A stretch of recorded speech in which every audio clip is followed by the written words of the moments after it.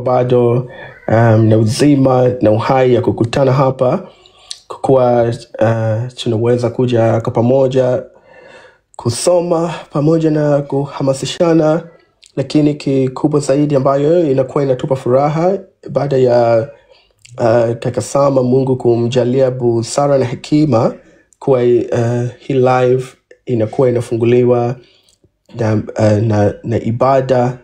Tunamwelekea Yesu Kristo kama our Lord and Savior. Tunatumia Quran, tunamwomba Allah achukue, anatupatia ulinzi kwa namna ile ya kimungu ambazo sisi peke zetu hatuziwezi.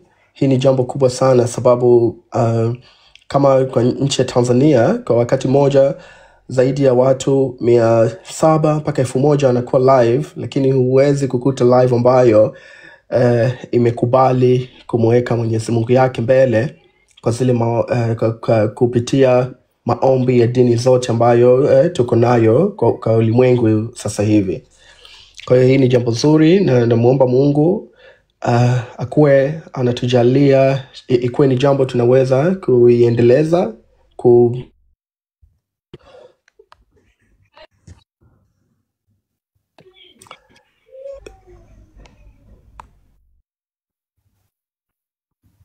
Wameshamshusha washenzi hao, hawataki kumpa mwanya kabisa jamaa.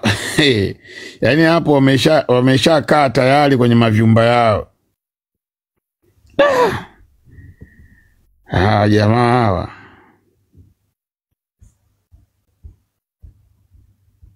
ni maombi. Mungu atujalie hizi maombi peke zetu tumefanya zikuwe maombi ambazo Mungu atazikubali kwa ile njia peke yake yanajua.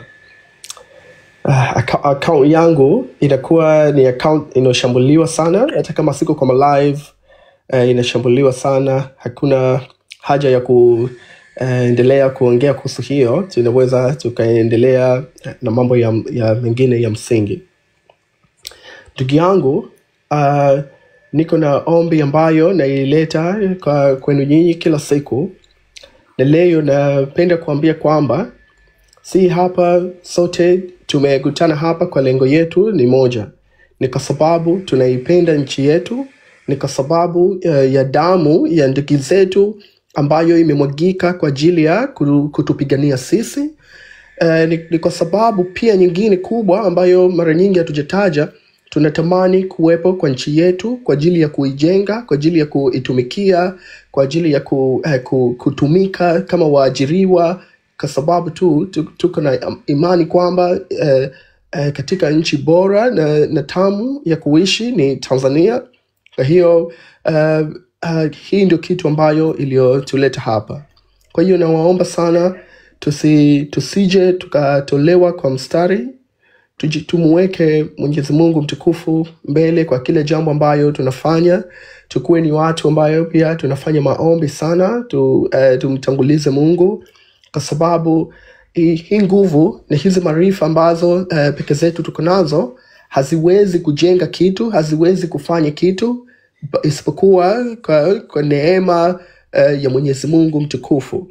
Kwa hiyo utukufu ni sifa ya Mwenyezi Mungu peke yake. Tusikuwe tunapezana sisi binadamu, na tumtukuze Mungu. Tufanye maombi sana na tuwe na heshima sana kwenye hizi lives, kwa sababu naomba kuwajulisha kwamba iko na taarifa mpaka mabalozi kabisa wanakaa wanasikiliza hii lives. Kuna familia zinasikiliza hii lives, kuna watoto. Kwa hiyo tutumie lugha sana ya heshima, lugha nzuri. Hao watu ambazo wanatutukana na kutufanyia mambo za maubabe,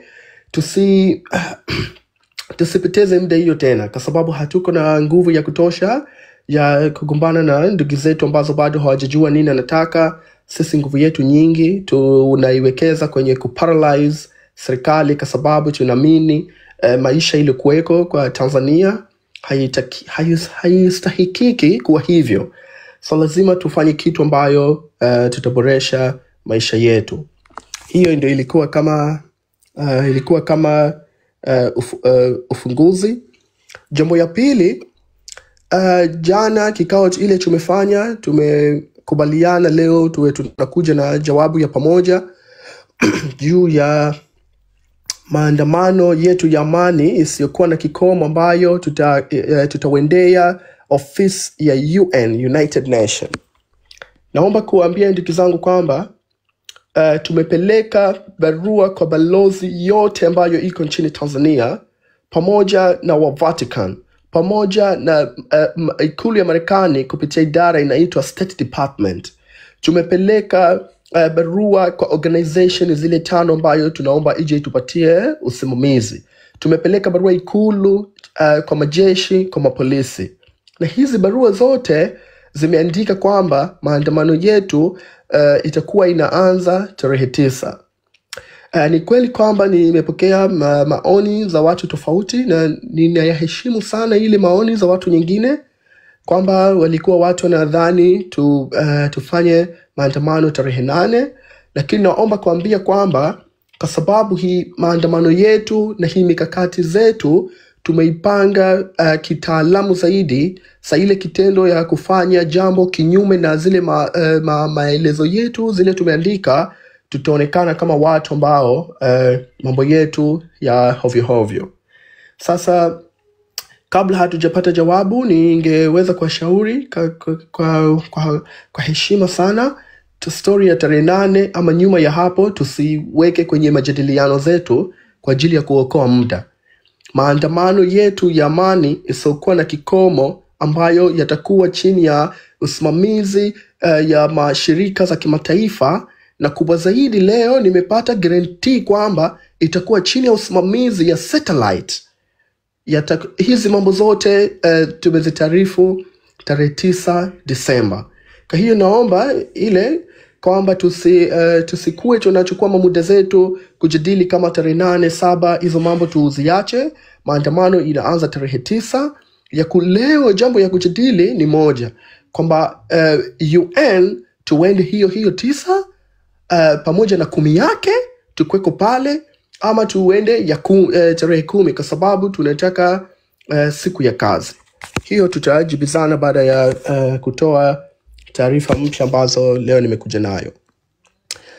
Taarifa nyingine kabla sijaweza kuongea, zimekuja mastori mingi, kama watu nyingine nasema mimi si mcha Tanzania, wengine mimi AI, wengine nasema mimi si ni mcha Rwanda.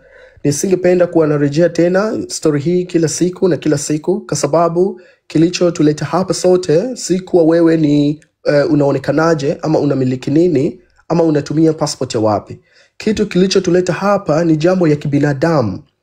Kuna watu ambayo hawana hatia zaidi ya 10,000 wamepigwa risasi za moto kwa kuuliwa, na hawana mtetezi kwa sababu ya umaskini zao. Hawamudu kuenda ICC, hawamudu kupata lawyer, hawamudu kusema kitu yoyote.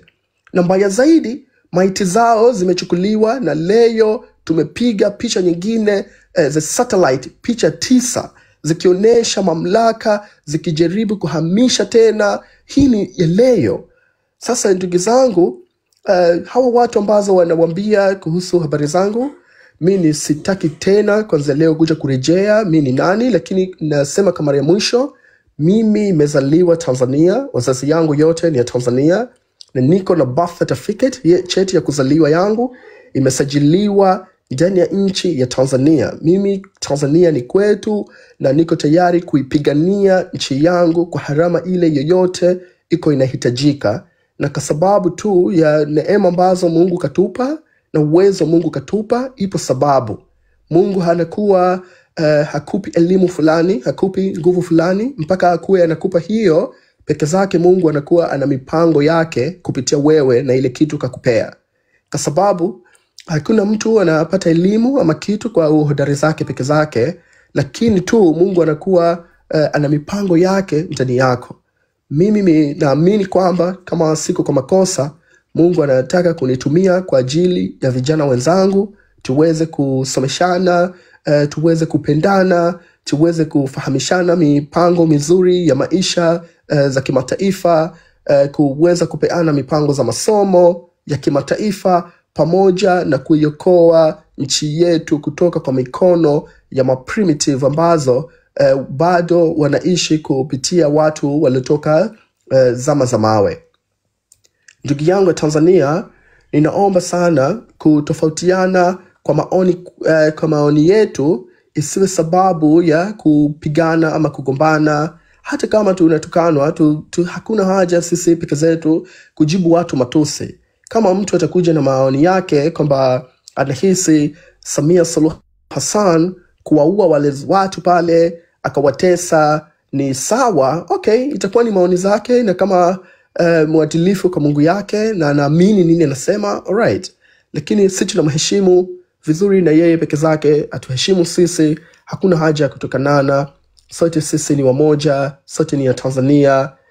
Tuko na familia zetu pale, tuko na damu yetu iko pale. Kwa hiyo tukue tunaipenda kweli nchi yetu. Kwa maana hiyo, mimi mastori ya wapi natoka, waloniona leo wameliona, na hiyo ndio mimi hasa. Kwa hiyo hakuna haja tena ya kila siku kurudi kutaka kuambia watu mimi ni mnani. Hakuna haja hiyo. Lakini mimi kwa mapenzi ya Mungu nitaitwa ICC kutoa shuhuda zangu. Nitarejea kauli hii pia, kwamba nimezaliwa pale, wazazi yangu kazaliwa pale, bibi yangu kazaliwa pale. Hii mambo haina faida sana kuelezea, kwa sababu hichi kikao tunachofanya hapa sio kikao ya mtu kuja kuleta history yake yeye ni nani. Kikao hapa tunakutana ni kwa ajili ya nchi yetu inavyokwenda, sio jambo ambayo tunakubaliana nayo. Ni kwa ajili ya mauaji ya watu zaidi ya 10,000, si jambo ambayo tunakubaliana nayo. Ni kwa ajili tu ya watu ambazo wametekwa, si jambo ambayo tunakubaliana nayo. Ndugu yangu ambaye uko hapa na unaamini kwamba sisi ni watu wabaya kwa sababu ya kutetea manchi zetu, naomba kukuthibitishia hii jambo moja. Ikiwa nitakuonesha video ya Omari Haji Heri juu ya za mauaji yalofanya kwa vijana wadogo, kwa piga machine gun za macho, akapasua maza ubongo zake, akawaua wakati wale mavijana wanalia kutaka msaada, na kuambia kabisa hutokuja kuweza kulala usiku ya leo, na utaichukia hile serikali kuliko kaka Sama anavyoichukia. Na kuahidi, kuna mambo ya unyama mkubwa sana imefanyika kuanzia tarehe 29 na kuendelea. Imefanywa na maofisa ya usalama ya taifa pamoja na maofisa ya polisi na majeshi kupitia amri za wanasiasa walafi. Kama utaweza kuona hizo matokeo kwa macho zako peke yako, na kuahidi hutosubiri tarehe 9 wewe peke yako, kesho utaandamana uende Ikulu ukafanya mambo ambazo dunia ikushangae. Kama utaweza kuona mambo ambayo peke zetu tunayaona, kama utaweza kusikia vilio vya wazazi ya Tanzania ile ambayo vijana wao imepigwa marisasi mbele zao, kama utaweza kuona familia maskini zile zinalia kwa sababu tu ya mambo mabaya yaliyofanyika, ili tu Wanu Amer pamoja na Abdul na bwana Kikwete wakuwe na raha zao, wakuwe wanakula vizuri, na kuahidi sana usiku, kama kweli we ni binadamu, hutoweza kulala kupata usingizi yako kabisa. Hutoweza kulala ukiyaona mambo ambayo tumeyaona. Hawa watu wametoka kabisa kwenye roho ya ubinadamu. Hawa watu ambayo tunawaongea sio tena binadamu. Hawa watu tunatakiwa tuwaombee God's grace, rehema ya Mungu ikuwe kwa mioyo zao, waweze kutubu na kurudi kwa Mola yao, kwa sababu mambo ilofanya sina nguvu ya kuelezea. Na iko siku, ndugu yangu, taifa hili ya Tanzania mtaona haya mambo ya kuogopesha na kutisha na ya kuumiza moyo kwa kiwango ambayo hujawahi kupata hizo maumivu ambayo yamefanywa na Samia Suluhu Hassan. Na hiyo siku sio mbali tena, ipo karibu. Hizi mambo utakuja kuona. Documentary ambayo imewekwa na BBC, kama umemuona ile mwanamke kapigwa risasi kwa nyuma, ile Abel, ile ya CNN. Sorry, ya CNN. Na nakashukuru kaka Sama kwa kunirekebisha, kwa sababu niko na maumivu zile za moyo. Kama ungejua risasi iliyotumika kumpiga yule mama ikamvunja mbavu zake kwa nyuma, ikapasua na embryo, mtoto ya tumbo yake, ikatoka ile risasi, ungejua ukubwa wa ile risasi ambayo ina inchi zaidi ya 4. Pima kidole yako, eka 4 inch, imempasua yule mama. Hizi mambo hazielezeki kabisa. Na kuombeni sana watu hamuungi mkono hii tunafanya, ni bora mkae kimya tu. Msifanyie hii jambo comedy. Msikuje mkafanya hii jambo kama ni jambo ambayo ya kuja kutafuta kutrend mitandaoni. Usitake kutumia hii jambo kuja kufanya masihara. Tukumbuke kwamba hawa watu wote walizaliwa na ziko na wazazi zao, na wanaona ile nini imefanyika, na hii jambo ni mbaya sana. Na kuombeni sana CCM na watu nyingine, nyamazeni kimya sana. Tunakuombeni msiseme kitu yoyote juu hizi mambo zimefanyika. Nyinyi hamujui nini inaendelea. Kama ungekuwa unajua nini inaendelea, ungekimbia kwenye hiyo nchi. Ungejua leo wakuu wa mapolisi jua nini alikuwa anapigana leo, ungejua sasa hiyo nchi iko na mavita. Ungejua IGP ni jinsi gani sasa anajilinda, anajua anataka kukamatishwa na yeye anatishia kufanya nini, na pamoja na majeshi zake, ungekimbia hapo. Usingekuwa uko na nguvu ya kuenda kukaa bar ukakunywa mabia, ama ukakama kwa mitandao ukasema wali majamani majinga wanataka maandamano. Usingesema hivyo. Na kuhusia sana kwa vile wewe umetutukana sisi, mimi nakwambia kama neno za heshima, tafuta topic nyingine ukuwe unaiongelea kwa mitandao. Hizi mambo na kuomba sana, kuwa na huruma, usiziongee. Usiziongee kabisa. Na inawezekana ndugu yangu ukakuwa mko na mshangao mkubwa sana, kwa nini na watu nyingi inaniletea message kwa nini hasa tumefanya hizi mashambulizi za BOT. Leo nimepiga simu BOT wakati nipo UK, lakini wamepokea simu baada ya kujitambulisha, wakakata simu. Nikawapigia pale kwa namba nyingine, imeingia namba ya Tanzania ikapokea. So mpaka jina yangu anajua, kusema huyu mjamaa wa Kawe habia kata hata hutaki masimu zake. Lakini nilitaka kuwapa taarifa muhimu. Saka sababu tu wamekataa nisikiliza, ndugu yangu, na kuomba kwa makini sana isikilize hii taarifa ambayo naitoa sasa hivi, ili tufahamu ni jinsi gani wewe nchi ya Tanzania uko kwa kudhalilishwa na kuteswa na watu wachache, na nini ufanye ili ukomboe nchi yako. Hiyo mateso na mimaradhi na ile umaskini uko nayo haitokani na Mwenyezi Mungu peke zake. Mwenyezi Mungu ni mwema na anapenda vitu vilikuwa vyema. Sikiliza hii taarifa kwa ufupi, kwa sababu naamini labda tu ukisikia hii taarifa kwa ufupi utaweza kuhamasika juu ya maandamano zetu ambayo tunafanya. Sikiliza hii taarifa. Kutoka mwaka 2005, wakati Commander in Chief Armed Force ambaye ni rais ya Tanzania alikuwa anajulikana kwa jina yake Jakaya Mrisho Kikwete. Amekaa kwa power kwa miaka 10 kutoka 2025 mpaka 2015. Naomba 2005 mpaka 2015. Naomba usikilize hizi mambo manne ambayo imefanyika hata matajiri za dunia imewashitua. Kikwete amefanya nchi yetu ikuwe na umaskini ambayo hakuna mtu anayeweza kuelezea kwa lugha nyepesi. Amefanya kwa njia zifuatazo. Kikwete mwaka 2006 zaidi ya pesa ya kitanzania ya kiamerika dola milioni 133. Dola milioni 133. Kikwete alidili na benki ya BOT, na nyaraka hiyo tuko nayo kwa sababu ya kuingilia kwa mifumo. Amefanya malipo ilikuwa inaitwa EPA, ambayo baada yake ni External Payment Errors.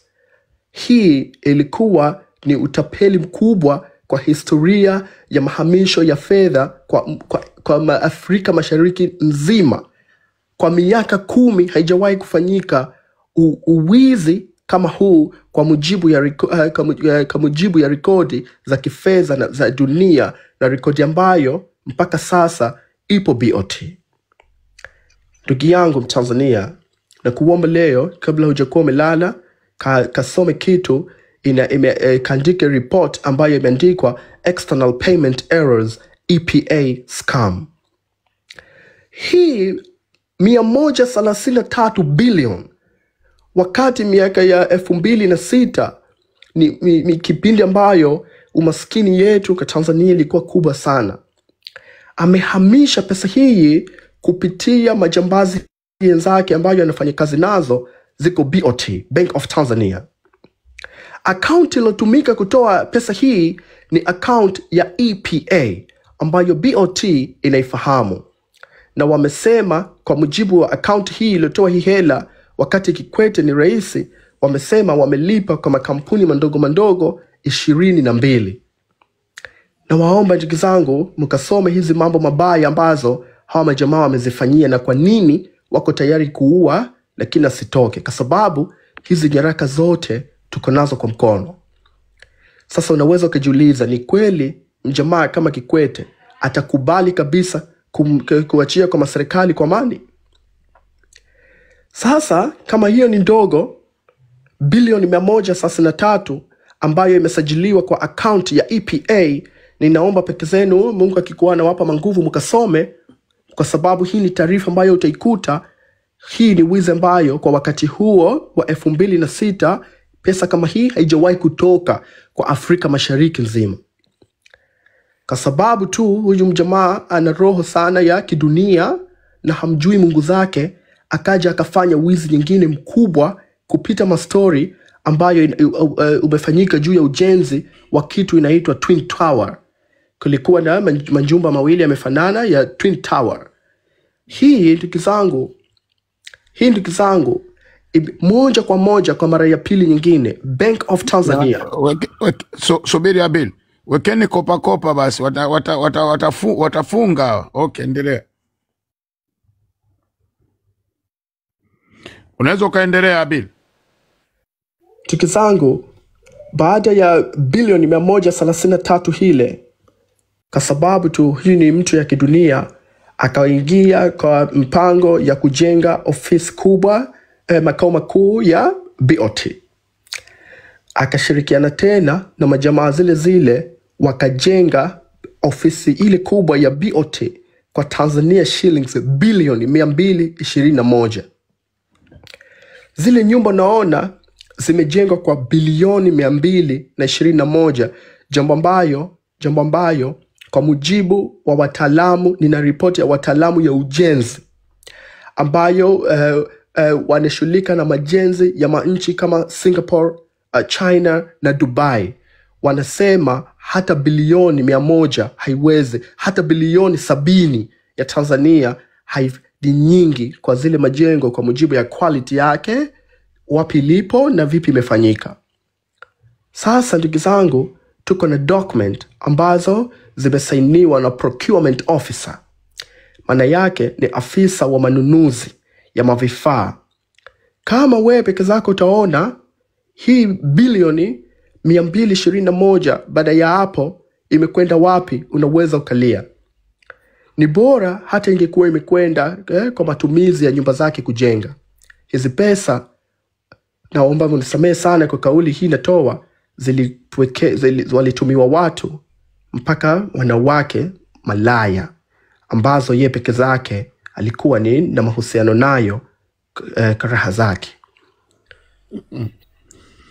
Na ushahidi hiyo tupo nayo, tupo na document za procurement officer, na nimeshawatajia mpaka account number ambayo ilitumika. Okay, nazo kaendelea Bili. Endelea Bili. Hiyo ni utapeli kubwa namba 2 ambayo imefanyika. Mimi kazi naona kuombeni ndugu zangu ya Tanzania, hii taarifa ambayo nawapa msikuwe mnashika maneno zangu peke yangu. Nendeni kasomeni Twin Tower ya BOT imejengwa kwa hela ngapi? Utakuta ni bilioni 221. Na bado hii pia ni wakati yake yeye Kikwete. Ikaja bado scandal nyingine kubwa sana, inaitwa Richmond Energy Scandal. Hii ilikuwa ni jambo ambayo hata wale wa China peke zake na zile makampuni nafanya nayo iliweza kulia baada ya kuona maisha ya Watanzania. Baada ya kufanyika wizi hii inotokana na kampuni ya Richmond ambayo ilikuwa imesajiliwa Marekani. Na hawa jamaa tuko na dokumenti zake. Baada ya kutokezea mambo sama ugomvi ambazo tunawashukuru Mungu, vile majamaa kama kina Mheshimiwa Tundu Lissu na wenzake wakajaribu kuongea sana na kutaka hii jambo ichunguze. Akachaguliwa mjamaa anaitwa, kama akapewa mwenyekiti ya kuweza kuchunguza hizi mawizi, anaitwa Harrison Mwakyembe. Na huyu mjamaa kwa wakati huo alikuwa mtu wa Mungu sana. Peke zake akanusurika kuuliwa kwa sababu ya hii Richmond Energy. Imagine, ikiwa hawa wa watu wako tayari kuua watu zao peke zao kwa sababu ya pesa, watashindwa kuua Mtanzania ambaye mkulima, ambaye hana mtetezi, ambaye hana familia, hana uwezo ya lawyer? Hawaogopi. Hawa wajamaa kuua peke zao ni jambo ambayo ni njia peke zake wanatumia kutatua mashida zao. Wakataka kuondoka na mwenyekiti anaitwa Harrison Mwakyembe kwa sababu tu ya hii issue ambayo iko hii mawizi ambayo yamefanyika ya Richmond Energy Scandal. Ninaomba mkasome wizi ambayo baada ya kufanyika pesa hizi, kama kuna mji sitautaja sasa hapa Sweden, kuna bwana Edward Lowassa anamiliki apartments ambazo hile wazungu matajiri hawana uwezo nayo. Anamiliki tower zina ma-apartments ambayo familia yake hivi tunaongea inakodisha mpaka wazungu, kwa sababu ya pesa ambayo imetokana na ile Mtanzania maskini, Mtanzania ambaye mkulima, Mtanzania ambaye yule ndio jana umeona kapigwa kwa risasi ya inchi 9 kwa sababu hawezi kufa. Imetumika sasa hele ile kujenga ma-apartment nchi ya Sweden, na ziko hapo na wanakodisha peke zao. Watoto zake Lowassa inakodisha mpaka wazungu wanategemea wao kwa manyumba hizo wanamiliki. Jambo ambayo hii kashfa ambayo ikapelekea Edward Lowassa aweze kujiuzulu. Na kujiuzulu kwake kitaalamu ama kiintelijensia ilikuwa ni jambo ambayo Kikwete kataka kujilinda peke zake. Kwa sababu kujiuzulu haitoshi. Ikiwa wewe iko ushahidi na ni mwizi, huyu mjamaa alitakiwa apeleke mahakamani. Ilitakiwa government ya Tanzania iweze kuuza ma-apartments zake ambazo ziko Sweden. Waturejeshe pesa zetu, watoto ipate maskuli, ipate maji. Lakini hii jambo walijaribu kuwafumba macho watu, wasikuwe na kujua nini inaendelea. Hiyo ni kashfa ya 3. Ya 4, hii yote ni wakati ya Kikwete. Ya 4, kuna skendo mbaya na kubwa sana imetokea, inaitwa Tegeta Escrow Scandal. Ndugu yangu, Tegeta Escrow imeibiwa mamia ya mamilioni ya madola. Sizungumzima story ya Tanzania shillings, ni hundreds of millions of dollars zimeibiwa kwa sababu ya mpango ya Tegeta Escrow Scandal. Na hizi mapesa zote hazijaweza kuibiwa kwamba mtu katoa. Wanashirikiana kikamilifu. BOT ndio mtu namba 1 ambaye imeshiriki kikamilifu kwa makusudi mazima kufanyika